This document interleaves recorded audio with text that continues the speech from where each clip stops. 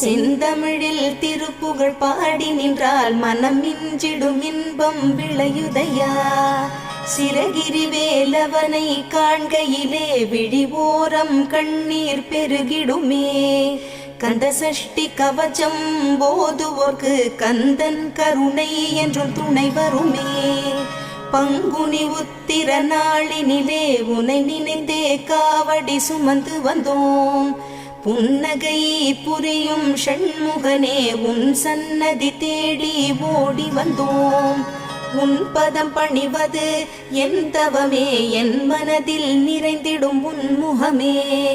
ஷண்முக பிரிய குஹ குரு சரவணனே வந்தே இன்னருளை தர வேண்டும்.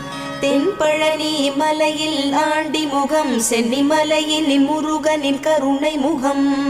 மன ஆறுதல் தந்திடும் ஆறு முகம் தருவாய்.